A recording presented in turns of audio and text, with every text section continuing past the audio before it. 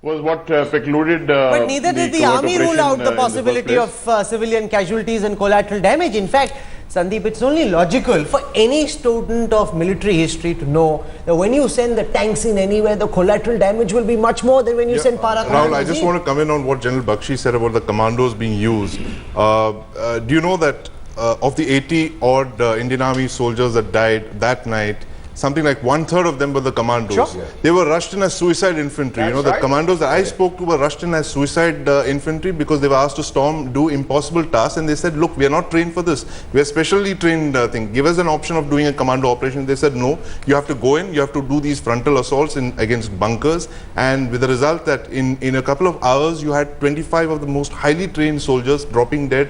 You know, the bodies were catching fire on the parikrama because they were under such repeated fire.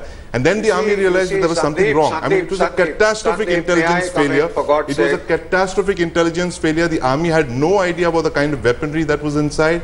And when they actually saw RPGs being fired from inside the Akal Takht, that's when they sent in the tanks. Because, you know, the army cannot fail. That's what they say. It's a weapon of last resort. So then that's when they started firing tanks. Okay, one by one. General Bakshi wants to respond. General Bakshi, I don't understand your logic of suggesting that a brutal army operation can be less catastrophic than a covert operation. It baffles me. I don't understand your logic at all, sir. Operations are launched on the basis of their degree of success that you feel you can achieve.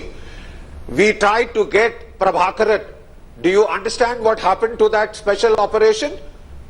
All of them were shut up. Those poor Sikh alive boys were, you know, in the middle of a death trap. You know, so therefore it is easy to talk in theoretical terms when the degree of opposition inside that highly sensitive target, which was protected by the emotions of a very martial community in this country, which forms such a large component of our own army. You know, it was tragic. It was a Hobson's choice, and the tanks had not been planned for. The only thing was that the worry, the panic then set in was that before the morning, that thing had to be cleared, otherwise more civilians would have come in towards the temple.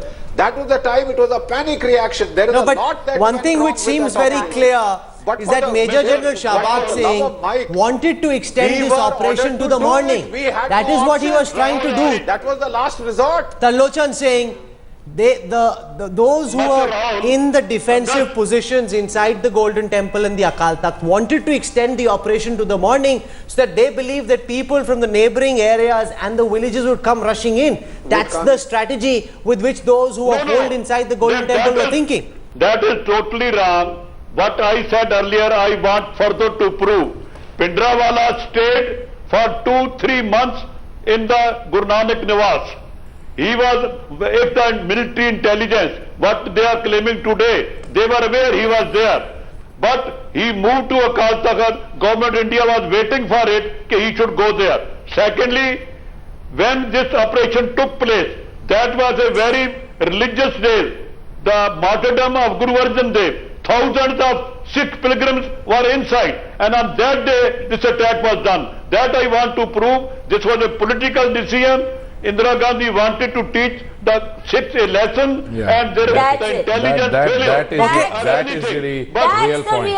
That is the real Mandeep Bajwa, I want your professional sense of whether that was the real reason and that Indira Gandhi wanted to teach the Sikh community a lesson, and this comes at a time when Rahul Gandhi is spoken about the involvement of congressmen in the riots that followed Mrs. Gandhi's assassination. Sikh sentiments are already inflamed, and now these charges being made that because you wanted to teach the Sikhs a lesson, therefore you picked the more violent option over the more covert operation. Mandeep Bajwa, final comments.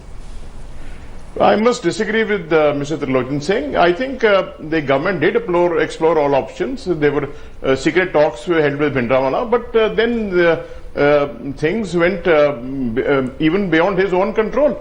I mean, extremists within his own camp were organizing murders and killings, and the situation had become so bad that the government had to act. Something had to be done. I don't think this was in any way any sort of attack on the Sikh community. Madhu Kishore, are you being really unfair to Mrs. Gandhi when you suggest that this was deliberate to try and extract as much bloodshed as possible? Surely no Prime Minister would want to do that.